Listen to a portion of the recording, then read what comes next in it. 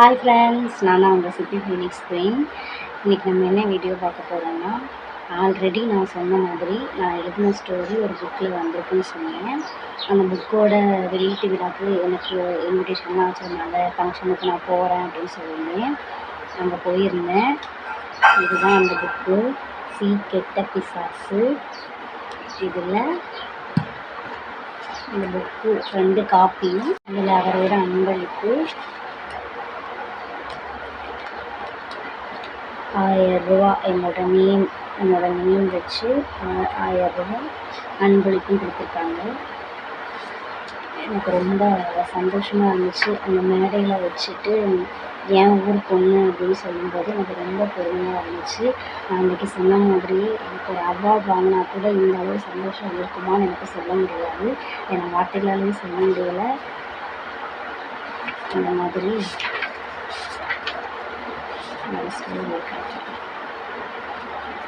நான் வீழ்வேன் என்று நினைத்தாயோ அப்படிங்கிற தலைப்பில் என்னோட நேம் இருக்கா தெரியுதா? நான் வீழ்வேன் என்று நினைத்தாயோ அப்படிங்கிற ஒரு தலைப்பில் எழுதியிருந்தேன் ஸ்டோரி. எனக்கு 2 காப்பி கொடுத்துருக்காங்க. ஒரு புக் மிஸ் ஆனாலும் ஒரு புக் இருக்கா, இன்னொருத்தவங்களுக்கு யாருக்காவது வாசிக்கணும் அப்படின்னா நம்ம புக் கொடுத்துக்கலாம். எல்லா லைப்ரரிஸ்லேயும் இந்த புக் இருக்கும். அதே மாதிரி நான் தொடர்ந்து ஸ்டோரி எழுதணும்னு நினச்சிருக்கேன். இதே மாதிரி நிறையா கதைகள், கட்டுரைகள் எல்லாமே எழுதணும்னு நினச்சிருக்கேன். அதுக்கு எல்லாத்துக்கும் உங்களோட ஆதரவு வேணும். இதே மாதிரி நம்ம சேனலில் நிறைய வீடியோஸ் நான் அப்லோட் பண்ணுவேன். அப்லோட் பண்ணுறதுக்கான எல்லா முயற்சியும் நான் உடனே எடுத்துகிட்டு வந்துட்டுருக்கேன். புதுசாக நம்ம நிறையா அப்டேட் பண்ணணும் அப்படிங்கிறதுக்கான முயற்சிகளாக எடுத்துகிட்ருக்கேன். இந்த கவரை கூட எனக்கு இன்னும் ஓப்பன் பண்ண மனசு வரல. இதில் அமௌண்ட் இருக்குது. அந்த கவரை கூட நான் இன்னும் பிரிக்கவே இல்லை, அப்படியே வச்சுருக்கேன். ரொம்ப சந்தோஷமாக இருக்குது.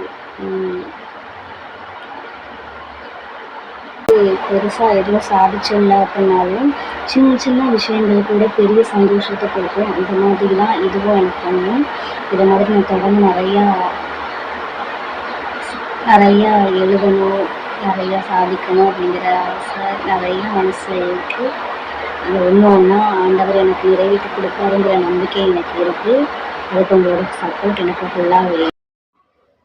அந்த ஃபங்க்ஷனோட சில வீடியோ கிளிப்ஸ் எல்லாம் இதில் ஆட் பண்ணுறேன், பாருங்கள் ஃப்ரெண்ட்ஸ். இது அவங்களோட பேரன், கலாபன்வா சாரோட பேரன். அவரை வாழ்த்து மடல் சொன்னார். அப்புறம் ஃபங்க்ஷனுக்கு இன்வைட் பண்ணியிருந்தவங்க அருட்தந்தையர்கள், சாகித்ய அகாடமி விருது பெற்ற மேம் எல்லோரும் வந்திருந்தாங்க. அவங்க எல்லாரையுமே வாழ்த்தி பொன்னாடைகள் போர்த்தி கௌரவிச்சாங்க. அதுக்கப்புறம் அன்னைக்கு 2 புக்கு வெளியிட்டாங்க. ஒன்று பூங்கொத்து அப்படிங்கிற ஒரு புக்கும், சீ கெட்ட பிசாசு அப்படிங்கிற 2 புக்கு வெளியிட்டாங்க. அப்புறம் கலாபன்வாஸ் அவர்களுக்கு புனித தேவ சகாயம் விருது வழங்கினாங்க. அப்புறம் சின்ன சின்ன அன்பளிப்புகள்லாம் வழங்கினாங்க.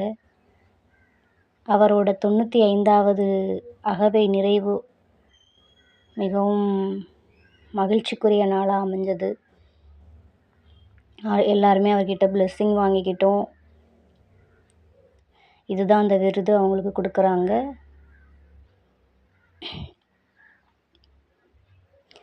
அவங்களோட குடும்பத்தில் உள்ளவங்க எல்லாருமே அந்த விழாவில் கலந்துக்கிட்டது ரொம்ப பெருமைக்குரிய விஷயமா இருந்தது.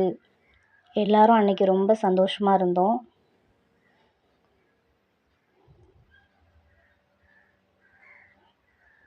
இதுதான் அந்த பூங்கொத்து அப்படிங்கிற புக்கு. இதை தான் ஃபஸ்ட்டு வெளியிட்டாங்க. இதையும் நிறைய பேர் எழுதியிருந்தாங்க. இப்படியாக ஒவ்வொருத்தரும் அவங்களோட அன்பளிப்போ, பொன்னாடை போர்த்தும் விதம், அவங்கள பாராட்டும் விதம், இதெல்லாமே பார்க்குறதுக்கு கொஞ்சம் கண்ணுக்கு குளிர்ச்சி தரும் விதமாக இருந்துச்சுன்னு சொல்லலாம். அன்றைக்கி நான் ரொம்ப சந்தோஷமாக இருந்தேன்.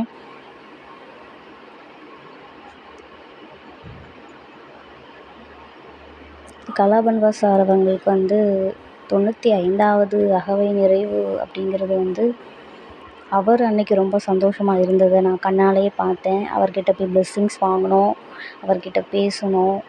அன்றைக்கி தான் ஃபஸ்ட் டைம் அவர் என்னை பார்க்குறாரு மேடையில் வச்சு, எங்கள் ஊர் பொண்ணு இவ அப்படின்னு சொல்லும்போது எனக்கு ரொம்ப சந்தோஷமாக இருந்தது. அதை விட எனக்கு வார்த்தைகளால் எனக்கு சொல்ல வந்து முடியலை. ரொம்ப பெருமையாக இருந்தது எனக்கு. அவரோட பிளெஸ்ஸிங்ஸ் எப்போவும் எனக்கு இருக்கும்னு நான் நினைக்கிறேன், நம்புகிறேன். கடவுள் அதுக்கான ஆசிரியையும் அருளையும் எனக்கு எப்போவும் உடல் நலத்தையும் உடல் பலத்தையும் மனபலத்தையும் தருவாருங்கிற நம்பிக்கை எனக்கு இருக்குது. இதில் நான் புக்கு வாங்கும்போது எடுத்த பிக்கும் ஆட் பண்ணியிருக்கேன். இதுக்கப்புறம் வர்ற ஆடியோவை நல்லா நோட் பண்ணுங்கள். அதில் நான் எழுதின ஸ்டோரி இருக்கும். அலுவலகத்தில் பணிபுரியும் ஜெயிக்கும் செய்த நிறுவன வாழ்வில் பெண்மையை முடிவு செய்வதால் விவாதத்திற்கு முன்னே முடித்துவிட்டது.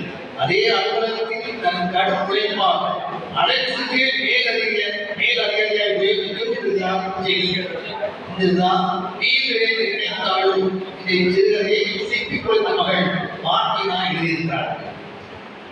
தொடர்ந்து நம்ம ஐடியை ஃபாலோ பண்ணுங்கள். சிப்பி ஃபீனிக்ஸ் இன்ஸ்டா ஐடியை ஃபாலோ பண்ணுங்கள், சப்ஸ்கிரைப் பண்ணுங்கள், யூடியூப் ஐடியை லைக் பண்ணுங்கள், கமெண்ட் பண்ணுங்கள், ஷேர் பண்ணுங்கள்.